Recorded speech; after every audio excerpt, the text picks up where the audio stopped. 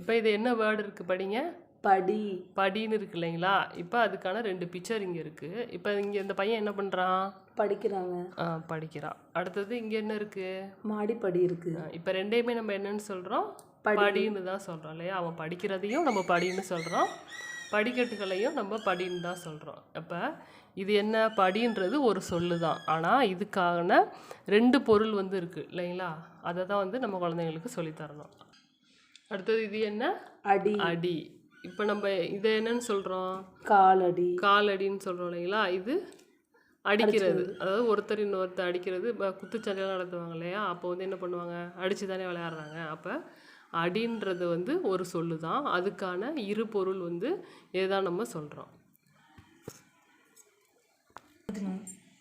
இப்போ நம்ம புக்கில் வந்துட்டு ஒரு சொல்லுக்கு 2 பொருள் இருக்குது இல்லைங்களா? இப்போ இங்கே ஃபஸ்ட்டு என்ன வேர்டு இருக்குது? அணி. அணி இருக்குது. அணிக்கான ஒரு பொருள் என்ன? வரிசை. வரிசையில் நிற்கிறத நம்ம அணின்னு சொல்கிறோம். அதே மாதிரி அணிந்து கொள், இப்போ ஒரு நகையோ உடையோ நம்ம அணியும் போது அதை அணிந்து கொள்னு சொல்கிறோம். இப்போ அணின்றது ஒரு சொல்லு தான், அதுக்கான 2 பொருள் வந்து வரிசை, மற்றொன்று அணிந்து கொள் அப்படின்னு சொல்கிறோம். அதே மாதிரி இது என்ன வேர்டு?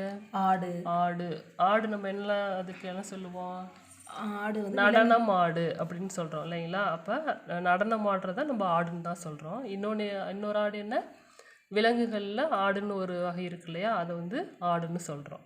இந்த மாதிரி குழந்தைங்களுக்கு நம்ம நிறைய வேர்ட்ஸ் எழுதிட்டு 2 பொருள் வர மாதிரியான வேர்ட்ஸாக போர்டில் எழுதி போட்டு அவங்ககிட்ட கேட்கலாம். இன்னொன்று போர்டு ஆக்டிவிட்டி அவங்கள எழுத சொல்லலாம். ஃப்ளாஷ் கார்டு யூஸ் பண்ணி அவங்கள மேட்ச் பண்ண வைக்கலாம்.